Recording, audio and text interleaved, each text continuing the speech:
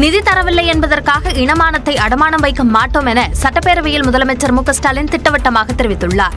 மொழிக் கொள்கை தொடர்பான கவன ஈர்ப்பு தீர்மானத்திற்கு பதிலளித்து பேசிய முதலமைச்சர் மு க ஸ்டாலின், தமிழ்நாட்டில் இருமொழிக் கொள்கை என்பதிலும் அவை தமிழும் ஆங்கிலமும் தான் என்பதிலும் எந்த மாற்றமும் இல்லை என்று தெரிவித்தார். இது பண பிரச்சனை இல்ல, நம் இன பிரச்சனை. அவர்கள் நிதி தரவில்லை என்பதற்காக இனமானத்தை அடமானம் வைத்து வெகுமானம் பெறும் கொத்தடிமை அல்ல நாங்கள். தமிழ் மொழியை அழிக்க முயற்சி நடப்பதாகவும் முதலமைச்சர் குற்றம் சாட்டினார். இந்தி மொழி திணிப்பு என்பது ஒரு மொழி திணிப்பு மட்டுமல்ல, பண்பாட்டு அழிப்பாக அமையும் என்பதால் தான் இதிலே உறுதியாக இருப்போம். இந்த மொழி திணிப்பின் மூலமாக மாநில மொழிகளை ஒரு இனத்தை ஆதிக்கம் செலுத்த நினைக்கிறார்கள். இதற்கு ஒட்டுமொத்தமாக முற்றுப்புள்ளி வைத்தாக வேண்டும். மாநிலங்களை தங்களது கொத்தடிமை பகுதிகளாக நினைப்பதால் தான் மொழி திணிப்புகளையும் அநீதிகளையும் மத்திய பாஜக அரசு செய்வதாக முதலமைச்சர் சாடினார். நாட்டின் கூட்டாட்சி தன்மையை காக்கவும் மாநிலங்கள் சுயாட்சி வென்றெடுக்கவும் சரியான முன்னெடுப்புகளை செய்ய வேண்டிய கட்டாயத்தில் இருப்பதாகவும் தெரிவித்தார். சட்டப்பேரவையில் மும்மொழிக் கொள்கைக்கு எதிரான கவன ஈர்ப்பு தீர்மானத்திற்கு பாஜக தவிர அதிமுக உள்ளிட்ட மற்ற அனைத்து கட்சி உறுப்பினர்களும் ஆதரவு தெரிவித்தனர். ஒரு மொழிக்காக ஒரு போராட்டத்தை முன்னின்று நடத்தி தங்கள் உயிரை தியாகம் செய்த அந்த தியாகசீலர்கள் கொண்டிருக்கிற இனம் நம்முடைய தமிழினம். எடப்பாடியார் அவர்களும் இருமொழி கொள்கையிலே உறுதியாக இருக்கிறார்கள். ஒன்றிய அரசு இந்தி அடிப்படையில் இந்தியாவை ஒருங்கிணைக்க நினைக்கிறது. இந்தியை திணித்தால் இந்தியா ஒருங்கிணையாது. அது இந்தியாவை இவர்களே பிளவுபடுத்துகிற ஒரு அரசியல்.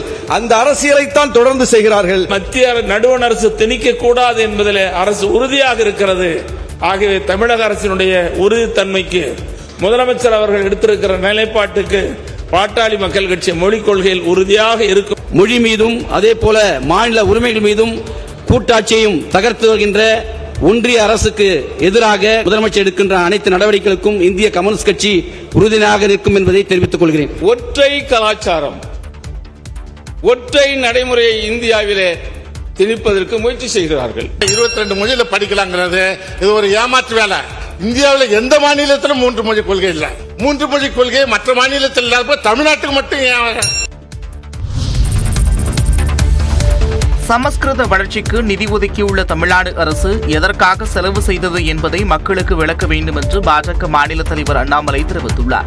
இருமொழிக் கொள்கை தொடர்பாக சட்டப்பேரவையில் முதலமைச்சர் பேசியது குறித்து எக்ஸ் பதிவில் விமர்சித்துள்ள அண்ணாமலை, மும்மொழிக் கொள்கையை இந்தி திணிப்பு என சட்டப்பேரவையில் முதலமைச்சர் மீண்டும் திரித்து கூறியிருப்பதாக குற்றம் சாட்டியுள்ளார்.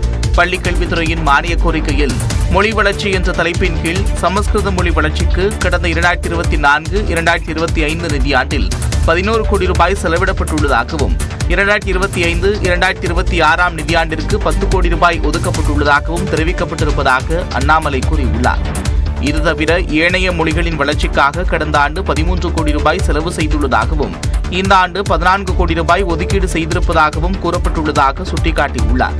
இதன் மூலம் சமஸ்கிருத மொழி வளர்ச்சிக்கும் ஏனைய மொழிகளின் வளர்ச்சிக்கும் திமுக அரசு எந்த வகையில் செலவு செய்து கொண்டிருக்கிறது என்பதை பொதுமக்களுக்கு முதலமைச்சர் விளக்கமளிக்க வேண்டும் என்றும் அண்ணாமலை தெரிவித்துள்ளார். 2026 சட்டப்பேரவைத் தேர்தலில் தேசிய ஜனநாயக கூட்டணி வெற்றி பெற்று தமிழ்நாட்டில் ஊழலை முழுமையாக அகற்றும் என மத்திய அமைச்சர் அமித்ஷா கூறியுள்ளார். மாநிலங்களவையில் தேசிய பேரிடர் மேலாண்மை திருத்தச் சட்டத்தின் மீது பதிலளித்து பேசிய மத்திய உள்துறை அமைச்சர் அமித்ஷா, விதிகளின் அடிப்படையில் தேசிய பேரிடர் மேலாண்மை நிதியிலிருந்து மாநிலங்களுக்கு அதிகபட்சமாக 5000 கோடி ரூபாய் மட்டுமே வழங்க முடியும் என்றும், ஆனால் வேண்டுமென்றே 15000 கோடி ரூபாய் நிதி வேண்டும் என கோரிக்கை விடுக்கப்படுவதாகவும் குற்றம் சாட்டினார். தமிழ்நாட்டிற்கு போதிய அளவில் நிதி உதவிகள் வழங்கப்பட்டுள்ளதாக கூறிய அமித்ஷா, மத்திய குழு பரிந்துரையின் அடிப்படையில் பேரிடர் நிதியாக 4817 கோடி ரூபாய் நிதி வழங்கப்பட்டதாகவும், இலவசங்களுக்கான நிதியை பேரிடர் நிதியிலிருந்து பெற தமிழ்நாடு அரசு முயற்சிப்பதாகவும் விமர்சித்தார். एनडीए की सरकार बनेगी और शराब का फ्लड सूख जाएगा. 2026 तक राह देखिए. ये शराब का फ्लड और करप्शन का आंधी दोनों रुक जाने वाला है. சட்டப்பேரவை தேர்தலில் தேசிய ஜனநாயக கூட்டணி வெற்றி பெறும் என்றும் தமிழகத்தில் ஆட்சி அமைத்து ஊழலை முழுமையாக அகற்றுவோம் என்றும் தெரிவித்துள்ளார்.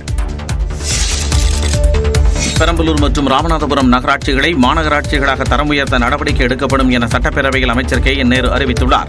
நகராட்சி நிர்வாகத்துறை மானிய கோரிக்கைகள் மீதான விவாதங்களுக்கு பதிலளித்த அவர் 45 கோடி ரூபாய் மதிப்பீட்டில் சென்னை மாநகராட்சியின் அனைத்து மண்டலங்களிலும் விளையாட்டு அரங்குகள் அமைக்கப்படும் என்றார். சென்னையில் 200 கோடி ரூபாய் செலவில் சாலையோர நடைபாதைகள் அமைக்கப்படும் எனவும் அறிவித்தார்.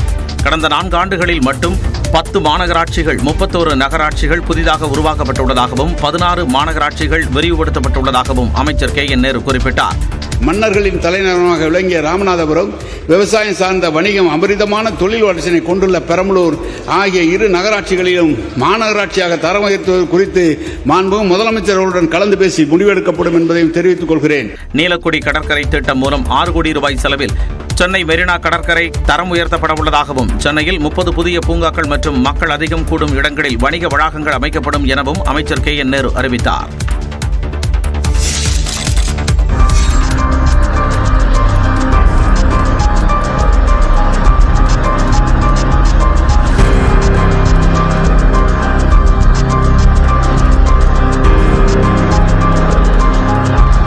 கல்பாக்கம் அணுமின் நிலையம் அருகே கடலில் மிதந்து வந்த இந்த மர்ம பொருளை சதுரங்கப்பட்டினம் மீனவர்கள் மீட்டு வந்தனர். செங்கல்பட்டு மாவட்டம் கல்பாக்கத்தை அடுத்த சதுரங்கப்பட்டினம் பகுதி மீனவர்கள் நேற்று கடலில் மீன்பிடிக்க சென்றனர்.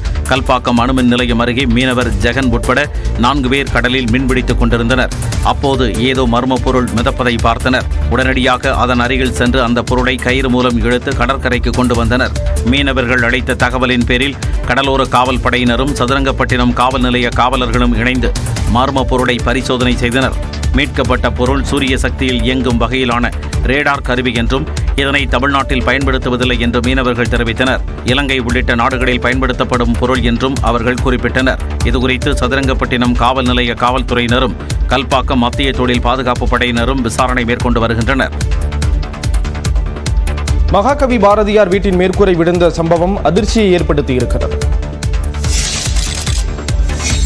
தூத்துக்குடி மாவட்டம் எட்டயபுரத்தில் மகாகவி பாரதியார் பிறந்த வீட்டின் மேற்கூரை கட்டடம் இடிந்து விழுந்த சம்பவம் அதிர்ச்சியை ஏற்படுத்தியுள்ளது. பாரதியார் பிறந்த இந்த வீடு 1973ஆம் ஆண்டு தமிழ்நாடு அரசால் அரசுடைமையாக்கப்பட்டு செய்தி மற்றும் மக்கள் தொடர்பு துறையால் பராமரிக்கப்பட்டு வருகிறது. இந்த இல்லத்தில் பாரதியின் கையெழுத்து பிரதிகள், அவர் எழுதிய கடிதங்கள் பொக்கிஷங்களாக பாதுகாக்கப்பட்டு வருகின்றன. நாள்தோறும் பல்வேறு மாவட்டங்களில் இருந்து வரும் மாணவர்கள், பாரதி அன்பர்கள், அரசியல் பிரமுகர்கள் உள்ளிட்டோர் பாரதியார் வாழ்ந்த இல்லத்தை பார்வையிட்டு செல்கின்றனர். இந்த நிலையில் நேற்று மாலை 6 மணி அளவில் இந்த வீட்டின் மேற்கூரை இடிந்து விழுந்துள்ளது. நல்வாய்ப்பாக பார்வையாளர்கள் யாரும் இல்லாததால் சேதம் எதுவும் ஏற்படவில்லை. தகவல் அறிந்து சென்ற எட்டயபுரம் வட்டாட்சியர் சுபா உள்ளிட்ட அதிகாரிகள் பார்வையிட்டு ஆய்வு செய்தனர். அந்த பகுதிக்கு பொதுமக்கள் செல்லாத வகையில் தடுப்புகள் அமைக்கப்பட்டுள்ளன. தொடர்ந்து பராமரிப்பு நடந்ததா இல்லையா அப்படிங்கிற சந்தேகம் என்பது இருக்கு. இவ்வளவு மோசமான ஒரு பராமரிப்பு இருந்திருக்கு அப்படிங்கிறது எல்லோருக்கும் ஒரு அதிர்ச்சி அளிக்கக்கூடிய நிலைமையில இருக்கு. பாரதியார் பிறந்த வீட்டின் மேற்கூரை இடிந்த சம்பவத்திற்கு கண்டனம் தெரிவித்துள்ள பாஜக மாநில தலைவர் அண்ணாமலை, தமிழகத்திற்கு சம்பந்தமே இல்லாதவர்களுக்கெல்லாம் சிலை வைக்க பல 100 கோடி ரூபாய்கள் வீணாக செலவிடும் தமிழக அரசுக்கு தமிழ் மொழியின் அடையாளங்களில் ஒருவராக விளங்கும் பாரதியார் பிறந்த இல்லத்தை பராமரிக்க மனமில்லையா என கேள்வி எழுப்பியுள்ளார்.